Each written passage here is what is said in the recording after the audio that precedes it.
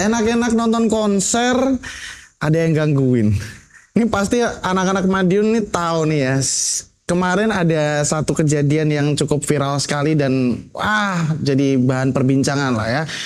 Enak-enak nonton Viera, ternyata di tengah-tengahnya ada pengganggu. Kembali obrol-obrol hadir di Jawa Post TV untuk hari ini bersama saya Tori Andrew Rohmana. Maksud saya Tori Andromeda. Dan senang banget untuk hari ini kita akan langsung saja klarifikasi bersama dengan biang keladinya. Langsung aja, nggak usah lama-lama. Ini dia, please welcome the one and only Mr. Andrew Rohmana. Andromeda ya katanya. Luar biasa.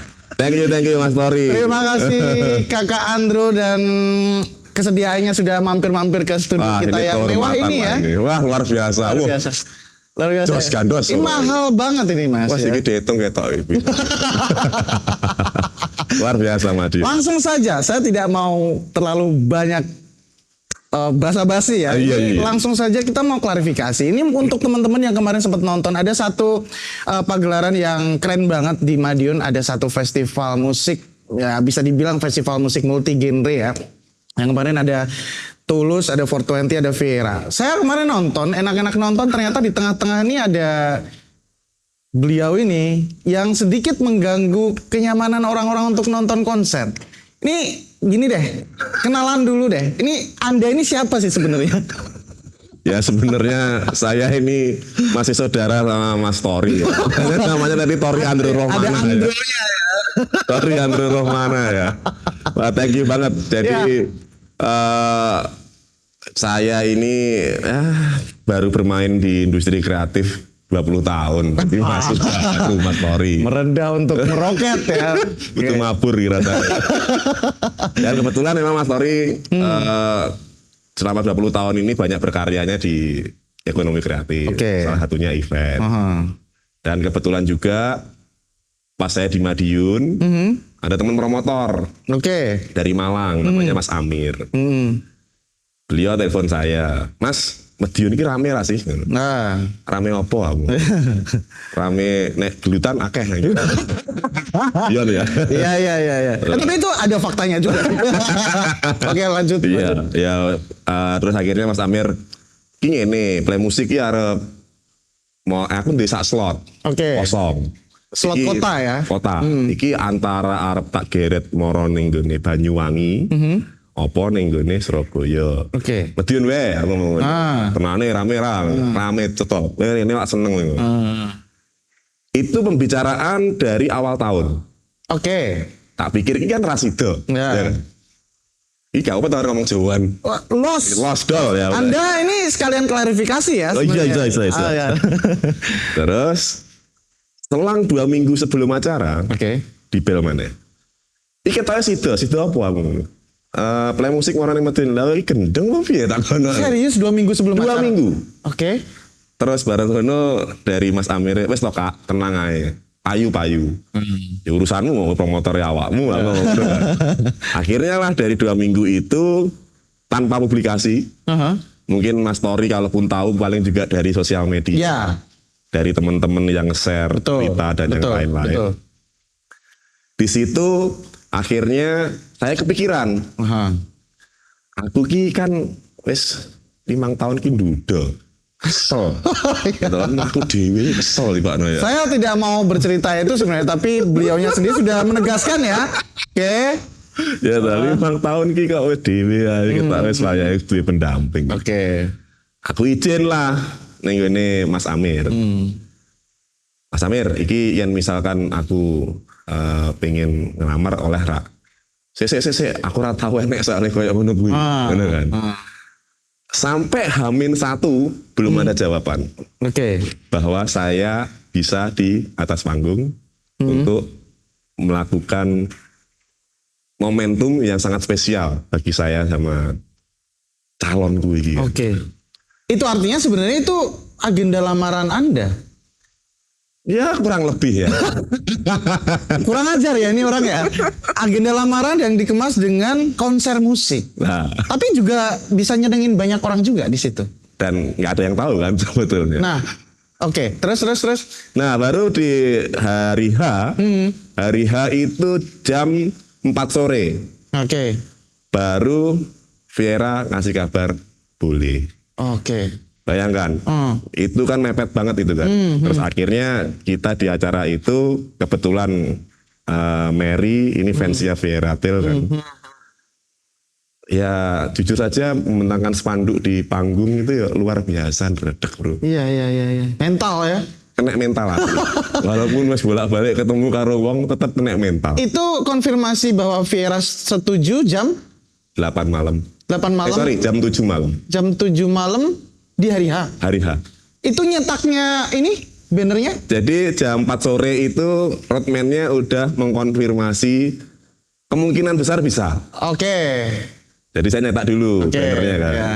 Cuman baru dikonfirmasi jam 7, baru Vieranya bisa. Karena memang kebetulan si Viera kan lagunya banyak yang love gitu kan. Betul. Kita menarik gitu. Iya. Baru lah dapat konfirmasi jam setengah 8, jam 7, terus setengah 8 lebih.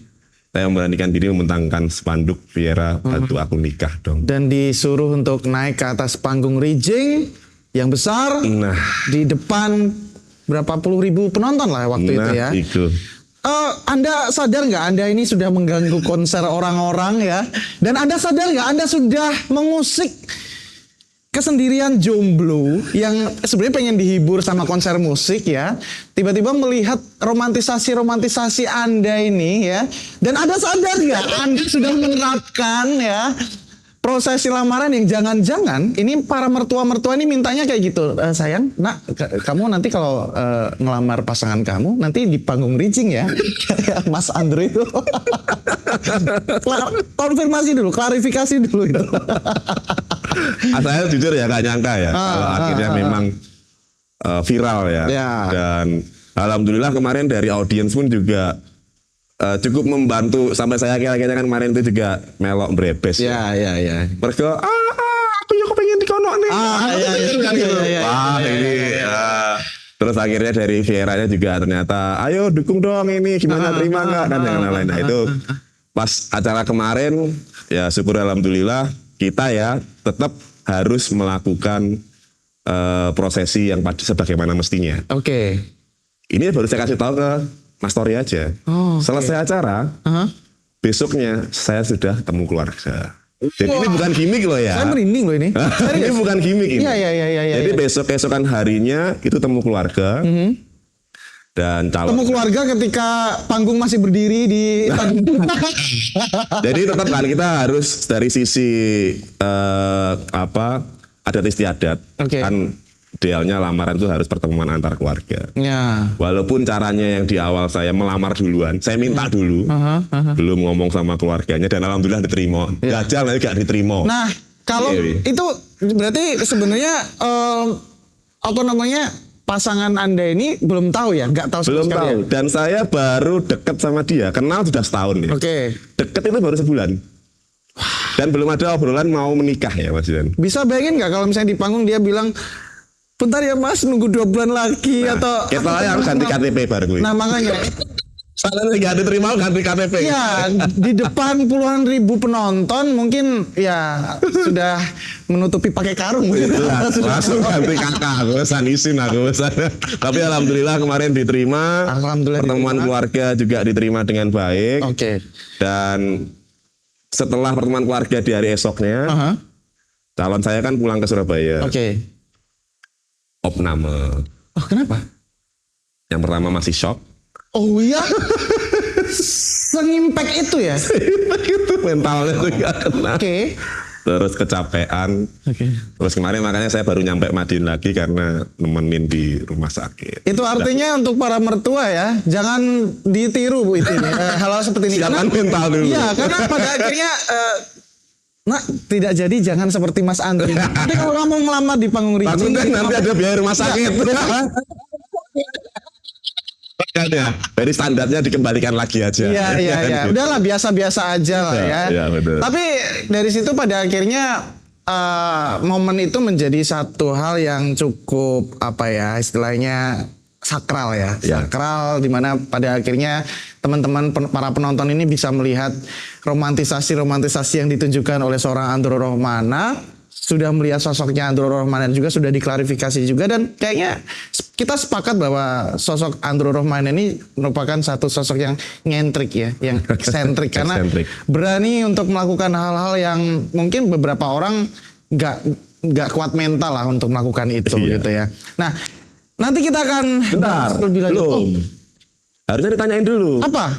Setelah kejadian kemarin mau ngapain lagi habis ini? Oke. What's next? Ya kan? What's next? Lamaran, Tulus, Vera sama 420. Oke. Kira-kira kalau resepsi saya bikin konser lagi lucu nggak ya? Nah, resepsi gini, lamaran aja udah di panggung Rijing di tengah-tengah konser Vera. Resepsi mungkin silakan bisa dikonfirmasi akan ngundang Coldplay mungkin. Tapi yang jelas karena kemarin ya alhamdulillah antusiasmenya juga luar biasa. Waktu kemarin dari MC sempat menanyakan, kira-kira kalian mau siapa lagi kalau boleh musik mau mampir ke Madiun? Ya. Kan sempat muncul tuh ada Sila, Tiara Andini, Mahalini, Raisa. Hunus, resepsi nanti saya akan mendatangkan artis yang diminta sama teman-teman di Madiun. Wow. Hunus kan. Oke, menarik sekali kalau kita ngomongin sosok yang satu ini ya, Mas Andro Rohmana. Kok bisa sih ngedatengin artis, musisi-musisi nasional ke Madiun khususnya ya. Bahkan sebenarnya sepak terjang beliau ini sudah mulai tercium sejak ya 2017-an. Karena saya udah mengenal Mas Andro ini udah cukup lama, sekitar 5-6 tahun yang lalu. Tapi kita akan bahas lebih lanjut lagi untuk segmen berikutnya. Sepak terjang Andro Rohmana seperti apa? Jangan kemana-mana, tetap di Obrol-Obrol. Pertimbangannya kalau dulu saya tidak mengambil keputusan keluar dari Madiun, mungkin secara pola pikir, wawasan, dan banyak ilmu, itu mungkin saya stuck. Sepakat. Jadi saya akhirnya kemarin memutuskan untuk mulai ke Surabaya 2009 sampai 2011. 2011 saya pindah Jakarta.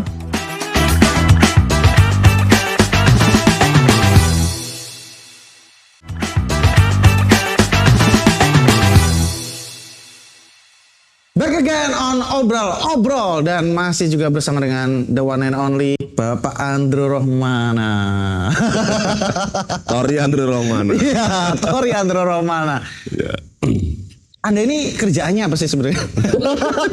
Kok bisa gitu? Langsung tutup poin. Iya, langsung aja tutup poin karena oke, saya bahas dulu sedikit ya bahwa 2017 saya mengenal Mas Andro ini pernah, kalau teman-teman ingat ya, 2017 itu ada satu event musik juga, festival musik multi genre di salah satu pelataran mall juga, gede banget itu, namanya Jacklot.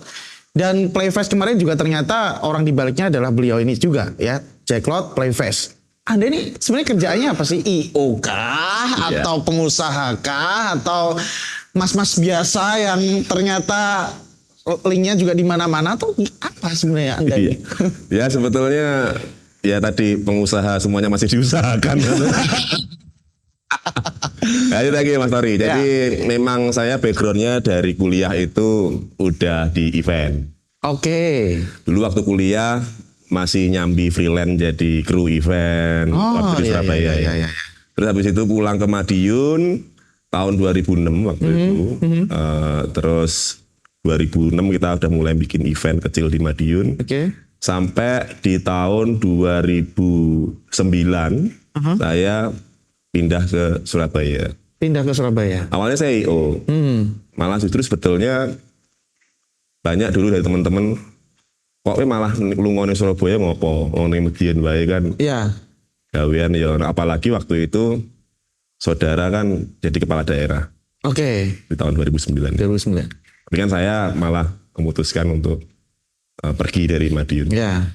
Pertimbangannya kalau dulu saya tidak mengambil keputusan keluar dari Madiun, mungkin secara pola pikir, wawasan, dan banyak ilmu, itu mungkin saya stuck.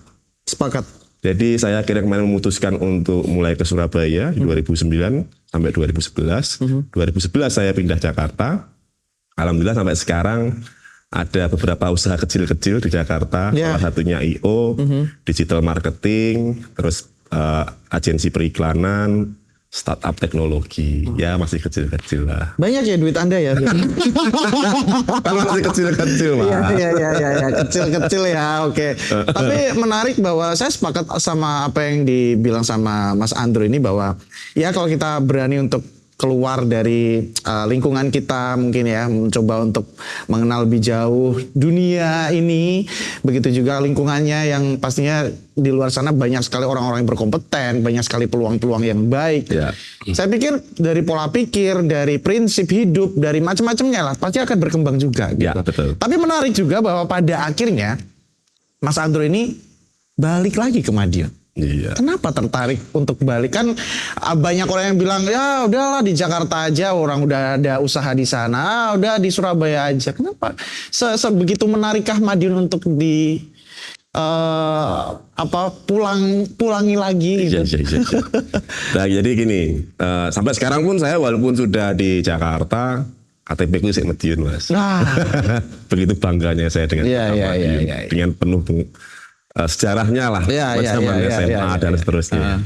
Yang saya lihat itu begini, waktu saya di Jakarta itu banyak hal perubahan dunia yang sangat cepat. Ya, dinamis ya. Dinamis sekali. Dan dituntut kita itu yang di Jakarta harus punya sesuatu hal untuk mengejar perubahan ini. Ya. Mau nggak mau kita harus adaptif. Betul. Dari apa yang saya dapat dari Jakarta, sebetulnya kota dimanapun itu mempunyai kesempatan yang sama. Sehingga saya ingin pulang ke Madiun, itu membuat sebuah ekosistem. Oke. Ekosistem penunjang. Jadi sekarang ini banyak sekali teman-teman yang kerja remote. Ya, dengan adanya dari pandemi. jauh ya. Di Madiun kalau seandainya kita bisa membuat sebuah ekosistem ekonomi kreatif ya, yang khususnya di bidang digital atau content creator. Teman-teman bisa ambil brand dari Jakarta, masaknya dapurnya itu di Madiun, itu sangat possible. Ya, tanpa kita harus meninggalkan Madiun. Betul. Billingnya Jakarta. Kan begitu. Iya. Jadi salah satunya kenapa saya pengen balik ke Madiun ini, terkadang siapa sih yang akhirnya care untuk mulai memberikan wawasan atau membangun sebuah ekosistem. Ini pun nggak bisa sendiri membangun ekosistem. Oke. Tentunya dengan Mas Tori yang ada di sini membuat podcast, ini kan salah satu bagian dari ekosistem. Iya. Jadi saya balik ke Madiun tujuannya itu untuk menginspirasi dan membuat sebuah ekosistem. Makanya saya pernah bergabung di organisasi kayak HIPMI. Itu tujuannya juga saya memberikan sedikit wawasan. Teman-teman bahwa sekarang itu banyak peluang-peluang khususnya di industri kreatif.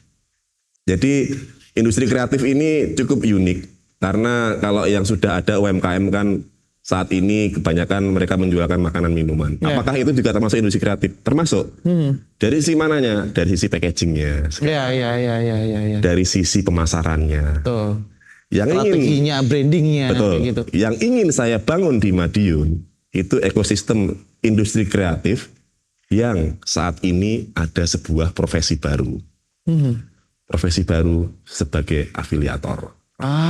Asyik. Di Jakarta beberapa kota besar sudah banyak studio-studio afiliator yang bermunculan. Skemanya adalah sharing ekonomik ya. Ketika brand ini terjual, yang membantu untuk menjual dia mendapatkan insentif. Polanya ada banyak. Ada modelnya adalah sharing ekonomik. Ada yang kedua, pihak brand dia hire agensi. Agensi ini akan merekrut banyak konten kreator untuk membantu secara penjualan online di platform marketplace maupun social commerce ya sekarang juga ada. Menjual sosok mereka masing-masing. Brandnya. Jadi tinggal kontraknya, anggap saja misalkan UMR Jakarta di 5 juta. Di Madiun 2 juta misalkan. Ini masih ada selisih dari UMR yang bisa digunakan untuk membangun ekosistemnya sebetulnya. Jadi dari pihak brand itu dia tidak melihat konten kreator ataupun orang yang menjadi brand ambasadornya untuk menjualkan itu nggak melihat dia kota mana enggak. Yang penting dia tahu produknya, dia bisa membantu menjualkan. Dan ini saya baru trial di agensi saya. Followersnya hanya 20.000, ada 6 brand, konsisten sehari 6 jam live. Wow. Pendapatannya per bulan 310 juta. Wow. Sharing dengan pihak talentnya dengan kami itu 70-30. Mas Andro, menarik sekali kalau kita membahas tentang industri kreatif ya. Ya. Tadi juga sudah sedikit di-spill juga bagaimana Mas Andro juga sepak terjangnya sudah di Jakarta, sudah berkoneksi juga dengan Pak Menteri Sandiaga Uno juga sama Pak Jokowi juga lah. Tapi masih hebat saya sih karena saya pernah wawancara Pak Jokowi. Iya. Tapi kan belum diundang ke istana. Iya. Aja. Oke, cukup. Seperti apa Anda melihat industri kreatif di Indonesia secara umum, secara besar, khususnya mungkin di Jakarta, ketika kita compare dengan Madiun? Ya. Menarik ini. Jadi industri kreatif itu bisa diimplementasi di daerah manapun. Oke. Yang paling harus kita pikirkan itu adalah bagaimana stakeholder lainnya. Termasuk kota-kota second city ya, seperti Madiun ya. Stakeholder lainnya itu mulai dari government-nya, mulai dari pelakunya, itu duduk bersama.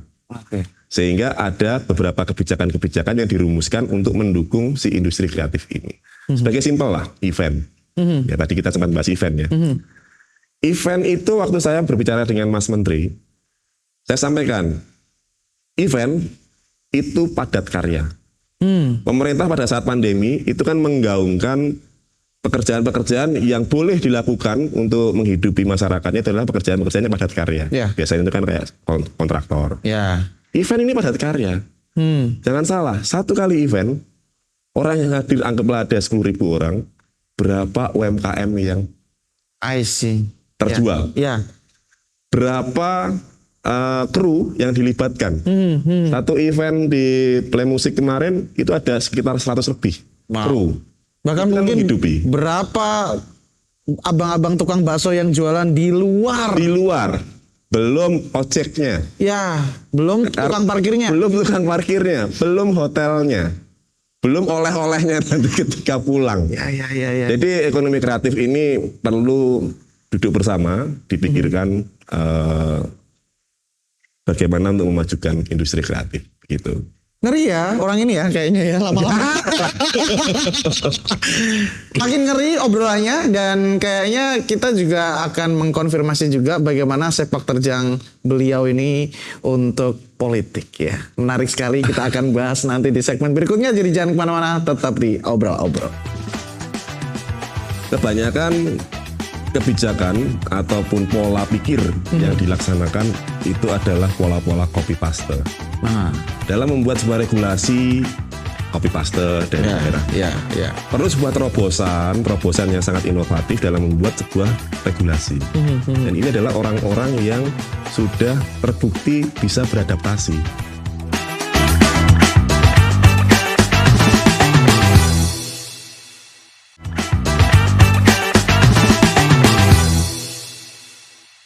Lagi di Obrol-Obrol dan masih juga bersama dengan Andro Rohmana. Oke. Sudah berkecimpung di industri kreatif ya, sudah melalang buana kemana-mana, sudah membawa banyak musisi-musisi keren juga ke Madiun, membuat banyak festival-festival besar di Madiun. Selalu industri kreatif. Tapi selain industri kreatif, Mas Andro, apalagi yang dikerjakan? Jadi saya berada di satu momentum di industri kreatif, khususnya di passion saya yang sebelumnya di dunia marketing communication ya. Itu sempat saya sudah cukup nih, apalagi lompatan yang saya lakukan. Kebetulan waktu itu saya dapat kesempatan untuk menjadi konsultan olahraga di Papua waktu itu. Pada saat pandemi ya. Itu ini ceritanya berarti out of the box ya, pengen keluar dari comfort zone. Iya, karena saya merasa apalagi nih yang aku cari nih. Waktu itu kebetulan juga pandemi, sehingga opportunity yang ada itu waktu itu olahraga, multisport ya. Di Papua, dan alhamdulillah berhasil. Selesai dari Papua, di Solo saya diminta tolong, Mas bisa ke Solo bantu organisasi disabilitas untuk membuat penyelenggaraan multi event yang cukup apik gitu.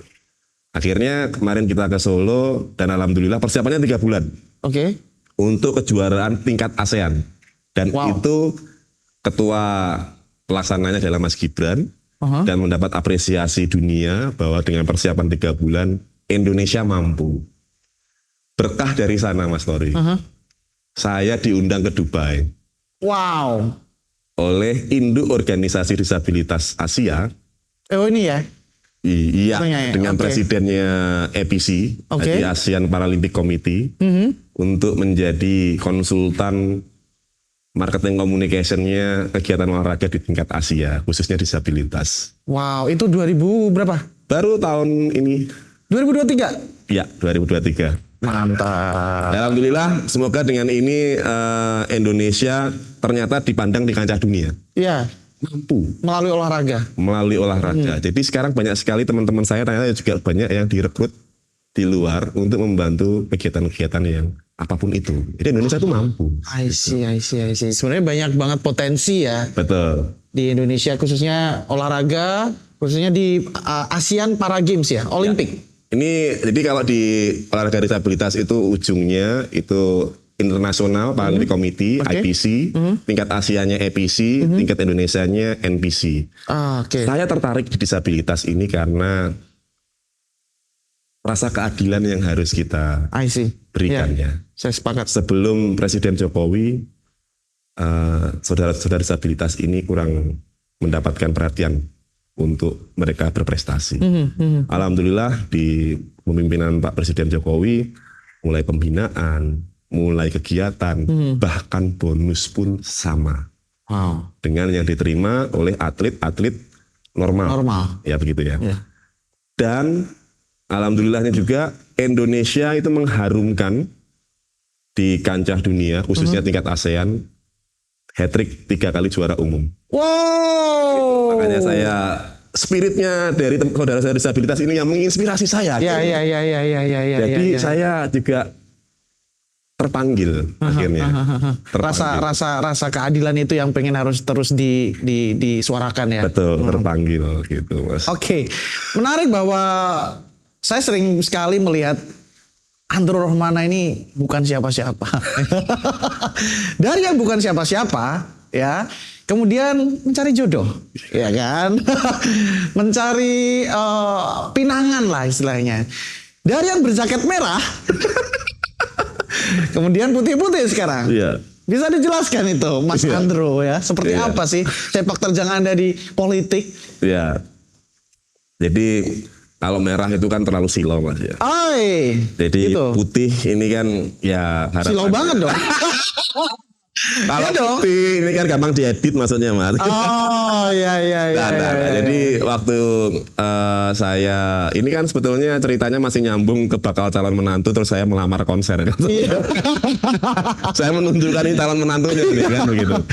Jadi ketika saya memutuskan mengganti baju saya berwarna putih, itu saya kan harus melihat dulu partai yang akan saya Oke. labuh ini ya. Ya. Ternyata yang dibangun oleh Perindo itu untuk membangun kesejahteraan masyarakat, dan itu ternyata nyambung dengan saya. Ya. Dan waktu itu saya akhirnya pindah ke Perindo karena saya dipanggil oleh Pak Ketua Umum Pak Haritanu untuk kantornya. Lucu waktu itu. Oke. Waktu itu beliau ngomong, Mas Andro bisa bantu kami di Perindo, begitu kan. Jangan lupa loh ya, kita dulu udah bantu ASEAN Para Games, broadcastingnya semua free. Oh, oke. Ya. Akhirnya saya, oh gitu ya.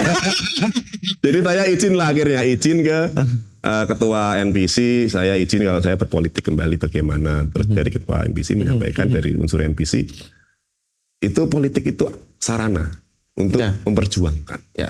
Itu tempat yang bagus memang untuk berpolitik gitu. Tapi memang politik apa? Ya. Itu nanti saya akan sampaikan ke Mas Tori gitu. Jadi prinsipnya ketika saya mengganti baju saya berwarna putih di Perindo, itu karena saya harus melihat nilai apa yang akan diperjuangkan oleh Perindo. Dan itu ternyata saya cocok.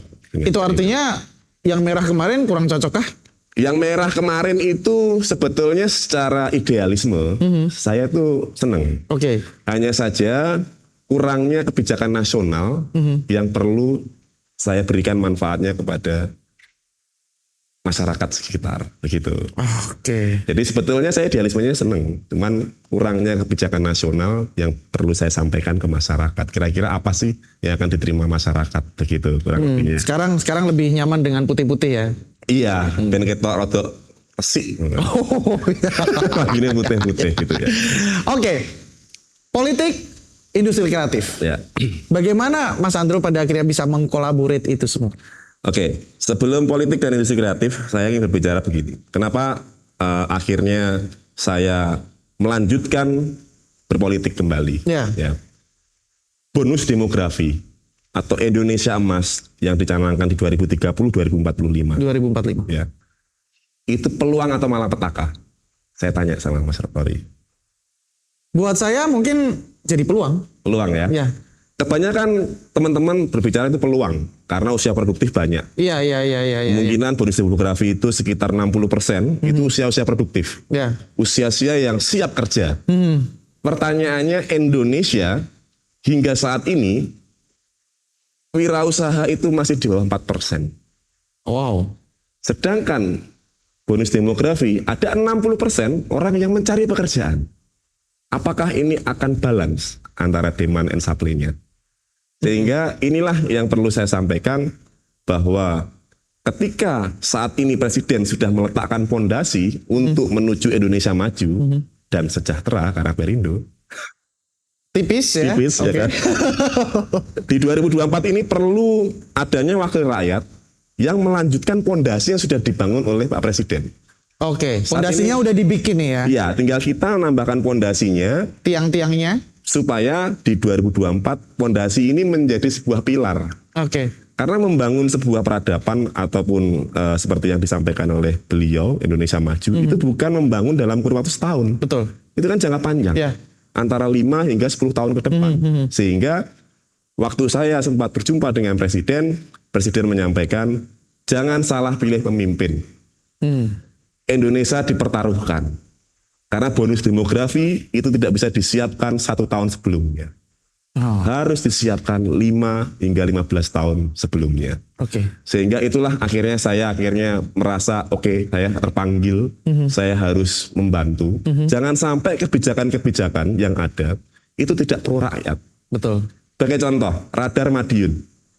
Dulu sebelum terdisrupsi dengan teknologi dan digital menggunakan loper koran. Betul. Sekarang Digitalisasi. Iya. loper koran yang tidak bekerja Ya. karena digitalisasi. Walaupun secara penjualan eksemplar masih ada. Itu kan salah satu disrupsi. Ketika wakil rakyat membuat kebijakan di pusat, makanya saya ketika berpolitik saya pengennya langsung di pusat. Kalau di daerah, saya tidak bisa membuat sebuah kebijakan. Saya tidak bisa membuat sebuah regulasi, maksudnya untuk merancang undang-undang. Ya. Segala sesuatu ini kan kebijakan rujukannya pasti ke undang-undang. Nah dari inilah saya akhirnya melihat sudah saatnya bagi para calon generasi penerus bangsa ini nggak apatis dengan politik. Karena yang dipertaruhkan adalah generasi emas. Yang harus dilihat adalah siapa yang bisa merepresentasi para calon pemilih ini kepada wakil rakyatnya. Jadi kebetulan dengan pengalaman saya yang terus berusaha adaptif, dinamis dengan perkembangan yang ada, makanya saya memberanikan diri untuk maju mewakili Madiun, Nganjuk, Jombang, dan Mojokerto untuk membuat kebijakan yang pro rakyat, khususnya agar tidak terjadi ketimpangan antara pemberi pekerjaan dan pelaku yang membutuhkan pekerjaan. Karena saat ini pun kesenjangannya masih ada. Nah itu perlu hal yang cukup out of the box. Kalau bahasanya Mas Tori, eksentrik. Oke, jadi ya saya sepakat banget apa yang dibilang sama Mas Andro bahwa ya kita menjadi manusia memang harus selalu dinamis ya. Mengikuti perkembangan, mengikuti perubahan, nggak bisa selalu konvensional dan terus terpaku sama kebiasaan-kebiasaan yang dilakukan sama masa lalu, tapi kita harus benar-benar melek digitalisasi, teknologi dan segala macamnya. Menarik bahwa kita akan menyambut 2045 Indonesia Emas, 100 tahun Indonesia Merdeka, banyak sekali yang harus dipersiapkan. Itu artinya apa yang akan Anda tawarkan untuk itu, Mas Andro? Jadi tanpa mengurangi rasa hormat kepada yang sudah menjabat sebagai seorang wakil rakyat, Oke. kebanyakan kebijakan ataupun pola pikir yang dilaksanakan itu adalah pola-pola copy paste. Nah, Dalam membuat sebuah regulasi copy paste dari daerah. ya. Perlu sebuah terobosan yang sangat inovatif dalam membuat sebuah regulasi. Dan ini adalah orang-orang yang sudah terbukti bisa beradaptasi. Ketika kita membuat sebuah peraturan copy paste mengambil dari daerah mana itu yang terjadi.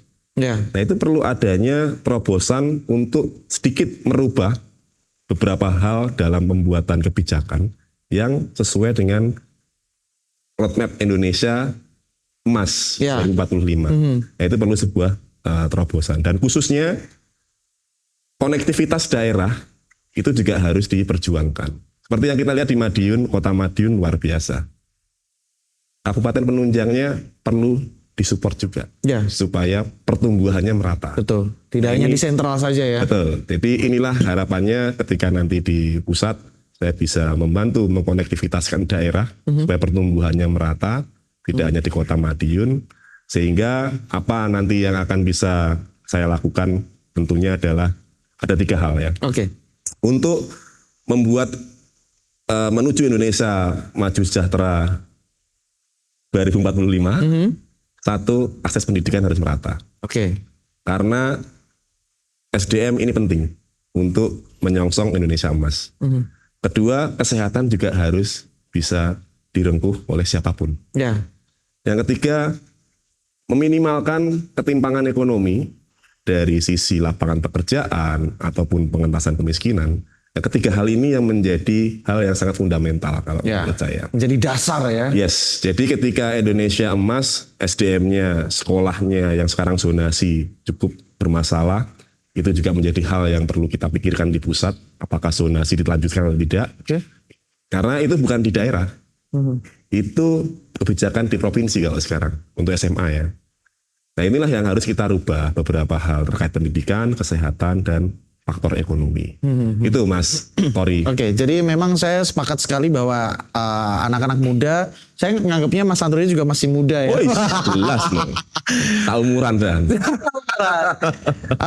Pastinya harus penuh dengan inovasi, itu yang paling penting ya. Iya. Tidak hanya kreatif, tidak hanya kreatif, inovatif sama inspiratif. Nah, itu dia. Tidak dan hanya kolaboratif. Jadi saya pikir pola pikir yang dinamis, yang bisa beradaptasi dengan perubahan zaman itu kayaknya juga sangat diperlukan untuk bisa menyongsong Indonesia Emas 2045, 100 tahun Indonesia Merdeka, karena ya yang akan menikmati ya mungkin anak cucu kita, bahkan mungkin kita sendiri yang harusnya di tahun itu kita sudah matang sekali gitu. Kita sudah berhasil membangun banyak hal di tahun itu. Oke. Menarik bahwa sudah lamaran kemarin. Terus mau mendatangkan adalah ya, nanti akan mendatangkan masih kejutan kayaknya ya. Iya dong. Masih kejutan. Tapi boleh nggak sih yang sering berkoneksi dengan IO kayak gini-gini, aku minta tiket Coldplay boleh nggak? Tentang kafe konco ya. Iya. Aku nggak bisa nonton Coldplay soalnya. Boleh nggak sih? Aduh, ya apa ya? Iki aku udah ditembak iki. Iyalah. Ya karo Mas Tori. Iyalah. Bos IO. Tak spill aja deh. Gimana? Mumpung ini momennya momen kebahagiaanku juga ya. Oke. Mungkin setelah podcast ini saya akan bikin giveaway deh.